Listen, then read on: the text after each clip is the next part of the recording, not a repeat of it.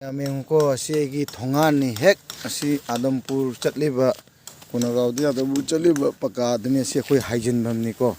asi gaisiga sittorom isi kaino khangdi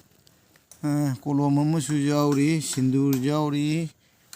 chafu fudo leibaki fudo de piangang mona killaga si thadar misi kari thabakino angang singna abir chainaba jawsangnina adu oitaragasu abir si sindur dumaina chafuda happade hapnade nasi kaino torom misi khangdre heki hek thokpam siga hayeng nei chanupagi haijingpot pudoiba sigai thoktoiba nasi numidang hi torom misi kaino khangdi hunji numidang pung ama hekhra hele pung ama ga mi 13 jawre aina kaithen de lakpada sini orise khangdana engi mi mayam si engko ado kari nomtang kari phibam mali ura kari khalli kari oine do comment ta haibiraksiko mayam comment ngai jeri ko mayam go haibatam kari akhangba kari haibiro ko ngai jeri kaino si iri ko kainom si tabis to na iri masi chumna de araiba thabakti natte se afaba thabakti natre kainom di oire sigai siga se kainom di oire sigai siga tabis ko na si kaino yang si kainom te enge ko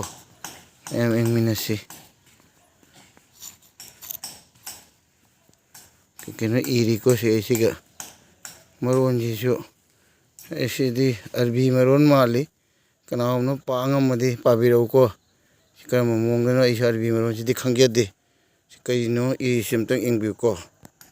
khangmo mina kai iri no ingbi ko se khangdre su arbi maron se su khangdi english khangi hindi khra khangi mite me khangi bangla khangi sanskrit maron khra khangi asi arbi maron si dei khangdre mayam asi thabakti thabakni khogi jadu tadu posem tosem adugum amadi oire sigai kilami mi ko siga tabis kanana kai tromi bai khangdre ko mayam kai akhangole haibireksi ko rojon gumbam su jauri sindur jauri tabis sarak semam jauri kolomam jauri phiangang wasina killini ko se safu se chafu se mathe tar thugairami